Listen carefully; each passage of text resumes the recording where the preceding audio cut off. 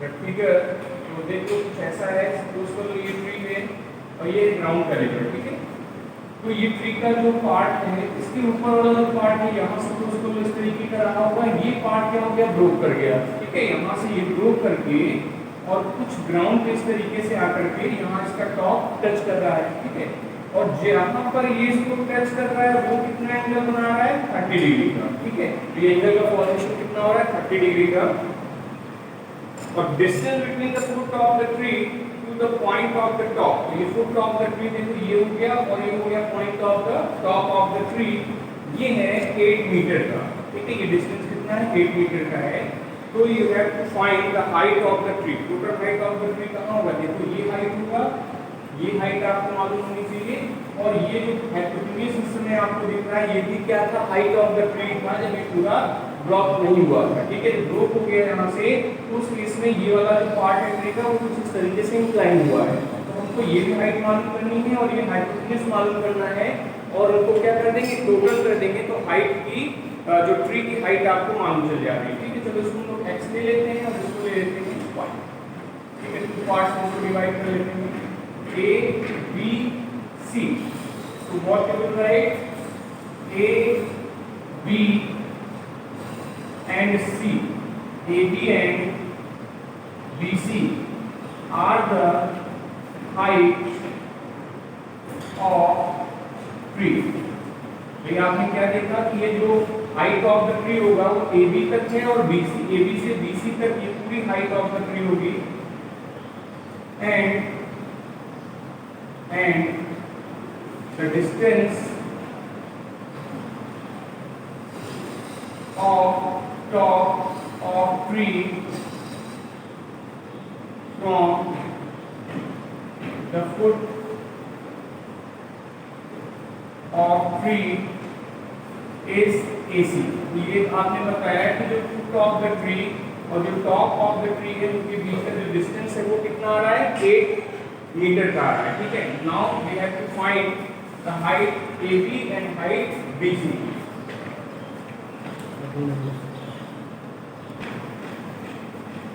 Now what we will do, see first we have the base, ये आप देख सकते हो AC is the base of this right angle triangle. और आपको हाइट भी चाहिए, परपेंडिकुलर भी चाहिए और हाइपोटेन्यूज चाहिए। तो हाइट पर सबसे पहले हम लोग परपेंडिकुलर कैलकुलेट करने के लिए क्या लगा लें, 10, ठीक है। तो इन ट्रायंगल ABC ट्रायंगल में आप क्या करोगे, tan 30 डिग्री अप्लाई करो। तो tan 30 degree is equal to AB which is the perpendicular of this right angle triangle and AC क्या है, तो बेस ऑफ दिस ट्रायंगल। तो जो tan 30 होगा वो क्या हो जाएगा, परपेंडिकुलर अपॉन बेस। और इसकी वैल्यू आपको AB को आपने x ले रखा है और जो AC है वो 8 है। tan 30 की वैल्यू 1/√3, ठीक है, 1/√3 इक्वल टू x अपॉन 8।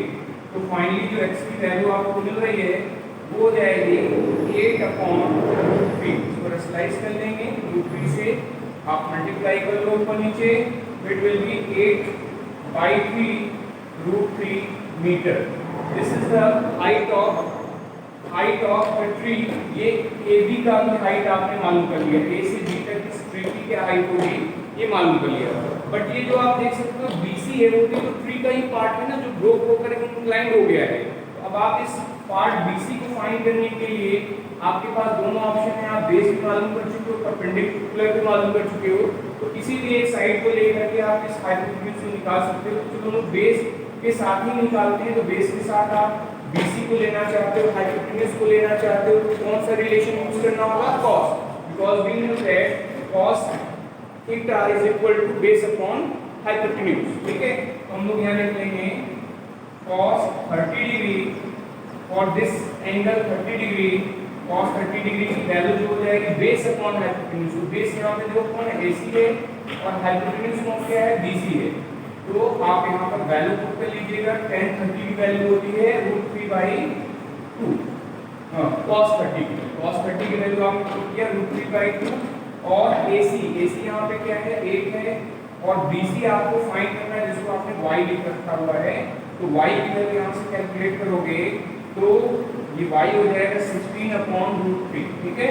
अब फिर इसको भी रेशनलाइज कर लो तो यू विल गेट 16√3/3।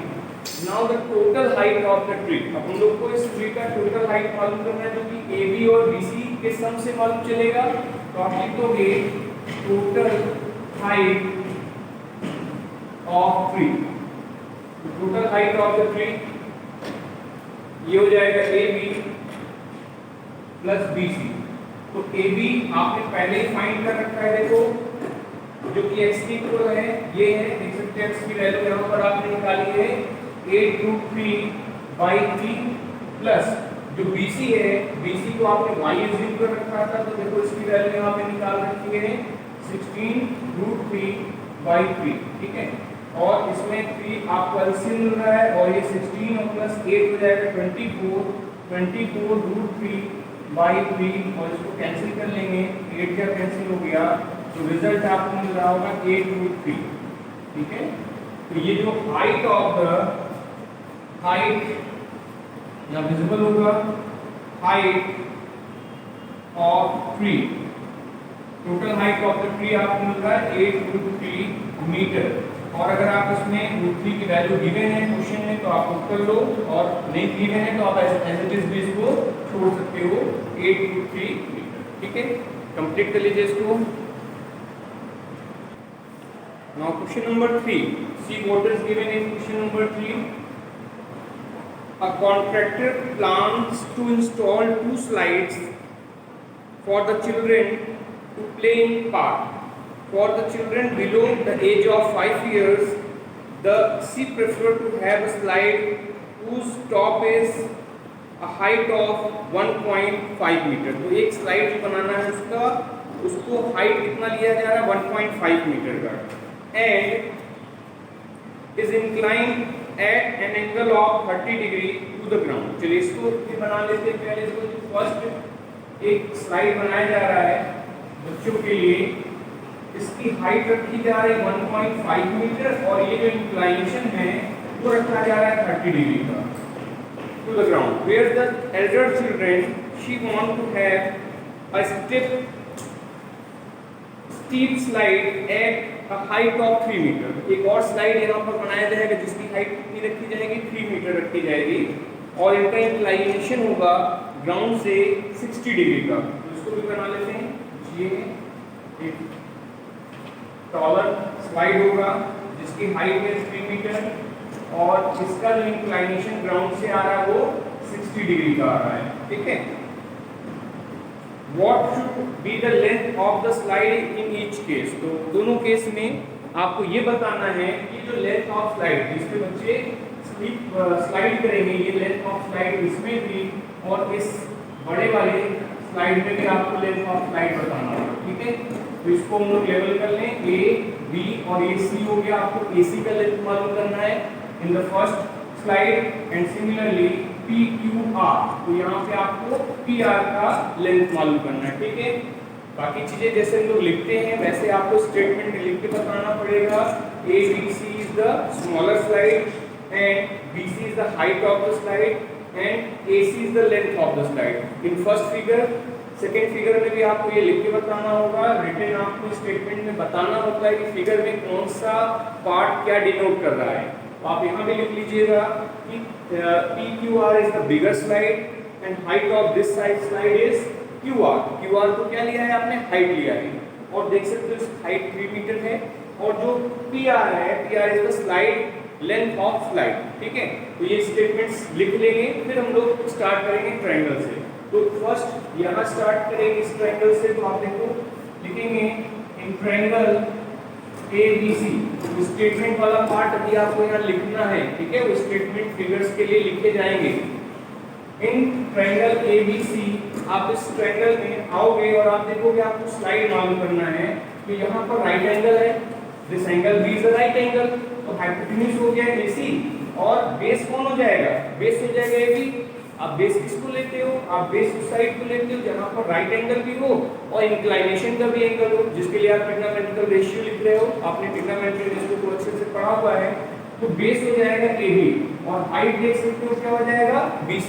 तो हम लोग को रिक्वायरमेंट किसकी है, हाइपोटेन्यूज की है। और पता क्या है परपेंडिकुलर, तो परपेंडिकुलर और हाइपोटेन्यूज में रिलेशन किसका आता है, साइन का। तो हम लोग इसको साइन के लिए, साइन के रेशियो के लिए लिखेंगे, इससे हमको हाइपोटेन्यूज मालूम चल जाएगा इस एंगल का। तो यहाँ पे हम तो साइन अप्लाई करेंगे कहाँ पर, इस एंगल 30 डिग्री पर, तो ये हो जाएगा परपेंडिकुलर अपॉन हाइपोटेन्यूज। तो परपेंडिकुलर हो गया BC और हाइपोटेन्यूज हो गया AC साइन 30 डिग्री की वैल्यू 1/2 और BC आपको पता है BC क्या गिवन है 1.5 है, यहाँ 1.5 लिख दिया और AC आपको फाइंड करना है, ठीक है। तो AC will equal to P metre. तो फर्स्ट स्लाइड जो स्मॉलर चिल्ड्रन के लिए था उसका जो स्लाइड का लेंथ है कितना है 3 मीटर है, फर्स्ट आंसर आ गया। Same thing we will do in this slide also. यहाँ पर भी आप देखोगे तो आपको हाइट दैट मींस परपेंडिकुलर मालूम है और हाइपोटेन्यूज निकालना है। तो इन ट्रायंगल PQR, तो PQR ट्रायंगल में आप क्या करोगे, फिर से साइन अप्लाई करोगे क्योंकि आप देख सकते हो आपको परपेंडिकुलर मालूम है, ये 60 डिग्री है, राइट एंगल है, ये बेस में होगा, ये हाइट हुआ परपेंडिकुलर और ये हो गया हाइपोटेन्यूज। तो यहाँ भी आप साइन अप्लाई करोगे, sine 60 degree for the PQR sin 60 degree is equal to perpendicular, perpendicular देखो यहाँ पर क्या है QR है और जो हाइपोटेन्यूज है वो है PR जिसको आपको फाइंड करना है, ठीक है। तो sin 60 की वैल्यू हो जाएगी √3/2 और यहाँ पर QR की वैल्यू आपको पता है P एंड PR आपको मालूम नहीं करना है, ठीक है। तो इसको हम लोग अरेंज करेंगे, PR is equal to 6/√3, correct. अब इसको और स्लाइस कर लीजिएगा क्योंकि √3 आ रहा है डिनोमिनेटर में, तो स्लाइस कर लेंगे तो ये हो जाएगा √3 और √3 से आपने मल्टीप्लाई कर लिया तो 6√3/3, 3 2 जा 6, तो ये हो गया 2√3 मीटर, ठीक है। अभी आप √3 की वैल्यू पुट करके इसको और सिंपलीफाई कर सकते हो। In question number 4, see what is given. The angle of elevation of top of tower. ठीक है, the angle of elevation of top of a tower from a point on the ground. तो ground से किसी tower के top को देखा जा रहा है तो उसका जो एंगल ऑफ एलिवेशन आ रहा है कितना आ रहा है 30 डिग्री, ठीक है। चलिए फिगर बनाते चलते हैं। तो आप देखो ये टावर हो गया और ये हो गया हॉरिजॉन्टल लाइन, कि ग्राउंड से अगर हम इस टावर के टॉप को देख रहे हैं तो यहाँ से कुछ ऐसे देखा जाएगा और यहाँ पर जो एलिवेशन आ रहा है वो कितना आ रहा है 30 डिग्री का आ रहा है, ठीक है। एंगल ऑफ एलिवेशन है 30 डिग्री का, 30 डिग्री दिया है ना, which is 30 metre away from the foot of the tower, is 30 degree यहाँ लिखा है लास्ट में। और ये बोल रहा है कि जो डिस्टेंस है 30 मीटर का है कहाँ से, फुट ऑफ द टावर से। आप देख सकते हो कि टावर का फुट हुआ और ये पॉइंट हो गया ग्राउंड पे जहाँ से इसके टॉप को देखा जा रहा है, तो ये डिस्टेंस आपको कितना बता रहा है 30 मीटर का बता रहा है, ठीक है। लेवल कर ले इसको, तो A और B को ले लिया आपने टावर और C वो पॉइंट हो गया जहाँ से एलिवेशन हो रहा है for the top of the tower. Find the height of the tower, तो आपसे टावर की हाइट पूछी गई है, ठीक है। सिंपल सा क्वेश्चन है, आप समझ पा रहे होंगे। अगर हाइट आपको मालूम ही करना है, बेस तो मालूम ही चल गया तो ये बेस हो जाएगा बिकॉज राइट एंगल यहाँ पर होगा और 30 डिग्री है तो this is the base, base BC known है, AB आपका जो हाइट अननोन है। आप रिलेशन ऐसे साइड्स कर लोगे जिससे कि आपको हाइट मालूम चल जाए टावर की। तो रिलेशन क्या होगा 10 का होगा because we know that 10 theta is equal to perpendicular upon base, ठीक है। तो पूरा स्टेटमेंट लिखा करो फिगर के बारे में, ऐसे लिख दो AB is the tower and C is the point on the ground from where the angle of elevation of top of tower is 30 degree. तो जो भी आपने फिगर बनाया है उसके बारे में पहले एक्सप्लेन करना होगा कि फिगर में ये AB आपने क्या किसको रिप्रेजेंट किया है, ये सी पॉइंट क्या रिप्रेजेंट कर रहा है, तो ये स्टेटमेंट्स आपको थोड़े से लिखने होते हैं फिगर के लिए।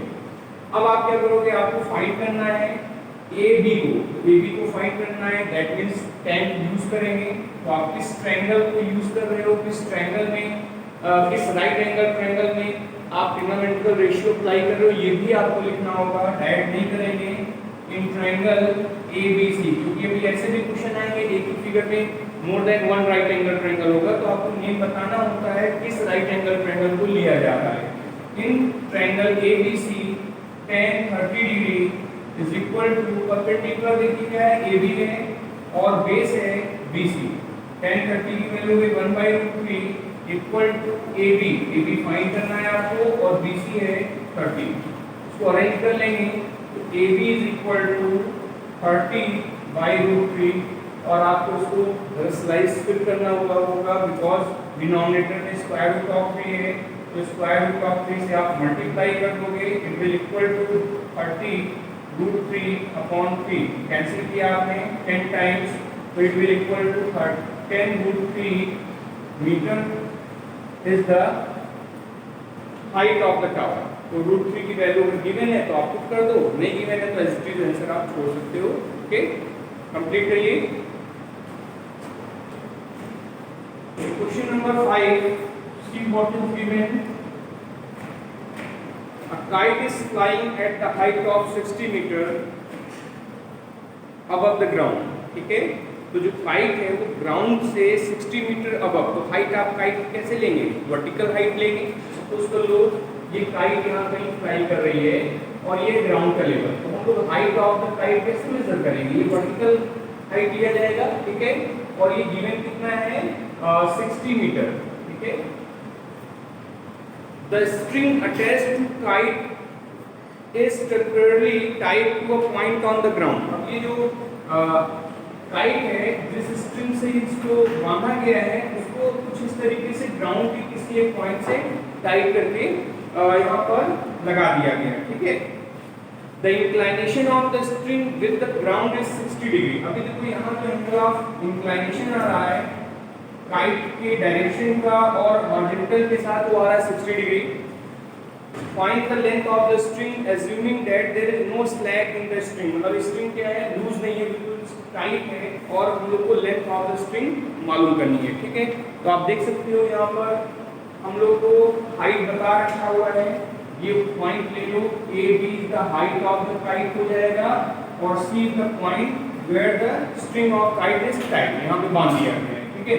तो इस फिगर में भी आप देख सकते हो कि परपेंडिकुलर आपको पता है और आपको मालूम क्या करना है, हाइपोटेन्यूज, ठीक है। आपको पहले तो ये आइडेंटिफाई करना होगा कि कौन कौन से साइड्स के रिलेशन लेने होंगे, उसके अकॉर्डिंग हम ट्रिग्नोमेट्रिकल रेशियोज चूज करेंगे।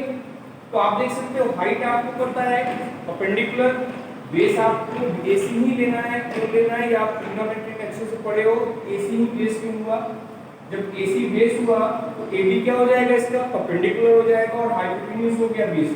तो रिलेशन हमको चाहिए परपेंडिकुलर और हाइपोटेन्यूज में, और परपेंडिकुलर और हाइपोटेन्यूज में रिलेशन होता है साइन का, साइन थीटा इक्वल टू होता है परपेंडिकुलर अपॉन हाइपोटेन्यूज।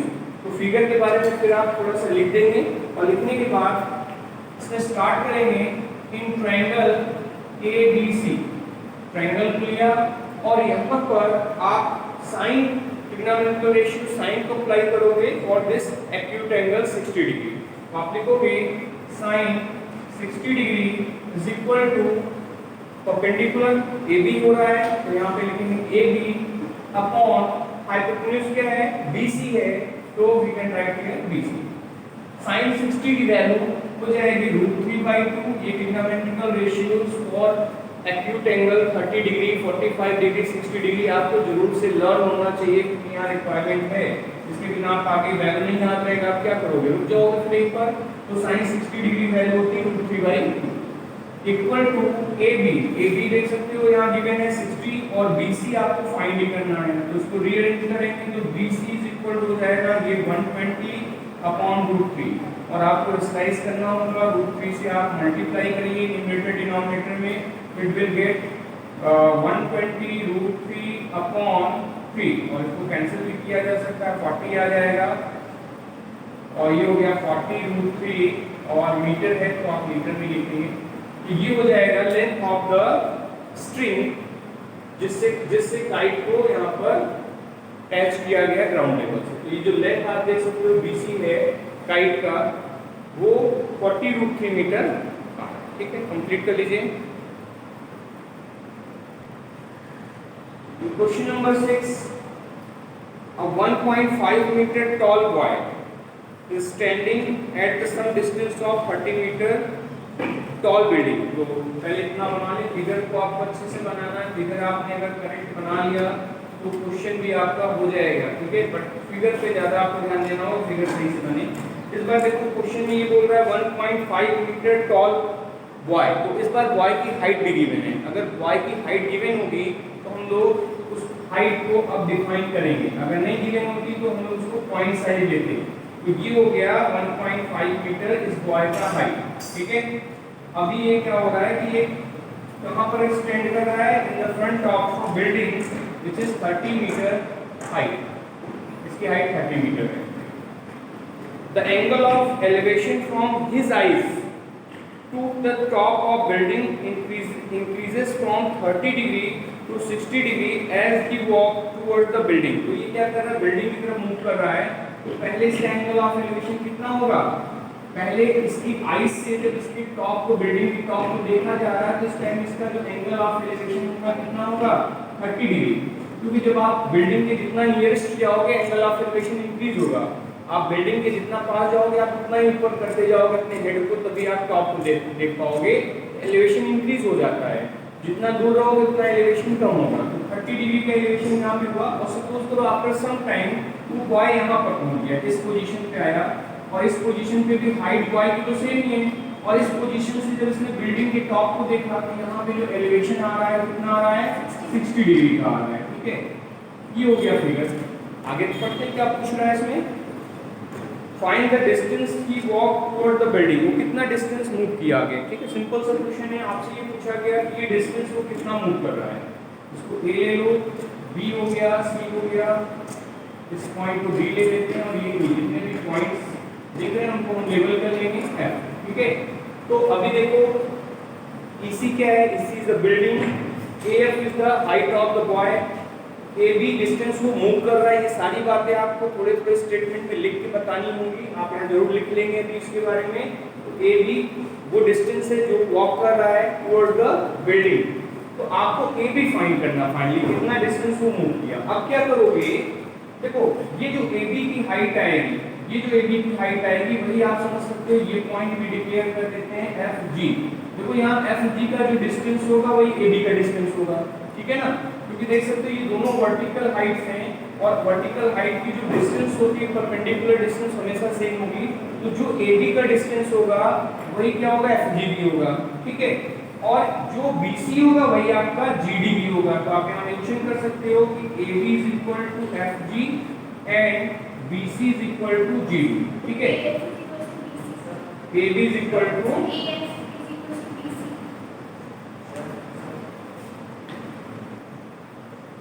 तो आप देखो यहाँ पर AB को आपने FG के इक्वल लिख लिया और BC को आपने GD के इक्वल लिख लिया। करेक्ट। अब आते हैं हाइट। अब देखो हाइट जो है ये पूरी बिल्डिंग की जो हाइट है आप देख सकते हो, पूरी बिल्डिंग की हाइट EF है, और यहाँ पर क्या है FA।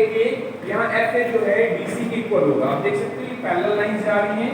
दिस मींस कि यहाँ पे अगर AF की वैल्यू 1.5 मीटर है तो यहाँ पर भी आपको 1.5 मीटर ही मिलेगा। क्लियर? आप देख सकते हो ये जो हाइट आपको मिलेगी ED की, तो ED कितना बन जाएगा? ED इज इक्वल टू हो जाएगा EC माइनस आपको मिलेगा DC। देख सकते हो ना, DC की जो वैल्यू है वो 1.5 मीटर होगी, और ये टोटल हाइट बिल्डिंग की कितनी थी रखी? 30 मीटर। तो आप यहाँ पर लिख लोगे 30 माइनस 1.5 कितना बचेगा? 28.5 मीटर। करेक्ट। अब आते हैं लोग ट्रायंगल्स में। अब देखो आप एक बार इस ट्रायंगल को लोगे, ये पूरा बड़ा होगा ट्रायंगल जिसमें EFB होगा, इससे आपको FD मिल जाएगा। ठीक है, ये लेंथ आपको FD का मिलेगा फर्स्ट केस में, क्योंकि आपको ED पता है, FD मिल जाएगा। फिर आप इस छोटे वाले ट्रायंगल में आ जाना जिस 60 डिग्री का एंगल ऑफ एलिवेशन मिल रहा है। इस ट्रायंगल में आपको क्या मिल जाएगा? GD मिल जाएगा। करेक्ट, स्टेप से फिर इसके बाद क्या करोगे, FD में जब GD को माइनस करोगे तो आपको मिलेगा FG। क्लियर, ये स्टेप करना है आपको। तो नाउ इन ट्रायंगल आप कौन सा ले रहे हो, पहले बड़े वाले को ले लो, ट्रायंगल EFD। ठीक है, EFD ट्रायंगल को अगर आप लेते हो तो tan, बट आपको देखो यहाँ पे रिलेशन क्या चाहिए, परपेंडिकुलर और बेस का चाहिए। तो tan 30 degree equal to ED upon FD। ठीक है, FD हाँ, तो tan 30 की वैल्यू देखिए आपको मिल जाएगी। tan 30 क्या हो जाएगा, 1/√3 और इक्वल टू ED। तो ED आप देख सकते हो, ED की वैल्यू हम लोगों ने पहले फाइंड की है 28.5 अपॉन FD। तो आप देख सकते हो यहाँ पर FD का रिजल्ट आपको निकालना ही है, FD इज इक्वल टू होगा। ठीक है, अच्छा यहाँ पर आपका रेशनलाइजेशन होगा क्योंकि √3 डिनोमिनेटर में आ रहा है, तो √3 यहाँ पर आपने प्रोडक्ट कर लिया, तो ये हो जाएगा 28.5 √3/3। करेक्ट। अभी क्या करना है आपको, FD आपने फाइंड कर लिया हुआ है 28.5 √3 और जो GD आपने फाइंड किया हुआ है, GD की वैल्यू देख सकते हो आ गई है 28.5 √3/3। ये GD निकाल लिया है। तो आपको फाइंड करना है कितना वो वॉक किया, कितना डिस्टेंस मूव किया, तो वो कौन सा डिस्टेंस मूव कर रहा है, FG, जो कि ग्राउंड पे क्या होगा, AB होगा। ग्राउंड पे ये AB होगा। आप लिख लोगे FG is equal to FD minus GD। तो FD की वैल्यू कितनी मालूम है आपको, 28.5 √3 माइनस GD। GD आप देख सकते हो कितना है, 28.5 √3 अपॉन 3। और आप इसको कैलकुलेट कर लोगे, तो कैलकुलेट करेंगे, कैलकुलेट करके जो रिजल्ट होगा कितना आ जाएगा, 19√3 metre is the answer. That means ये 19√3 क्या करेगा, डिस्टेंस ट्रेवल करेगा जब वो टुवर्ड्स द बिल्डिंग वॉक कर रहा है। तो जब एलिवेशन 30 डिग्री से 60 डिग्री का उसका चेंज हो रहा है, उस टाइम उसको कितना डिस्टेंस ट्रेवल कर रहा है, वो 19√3 का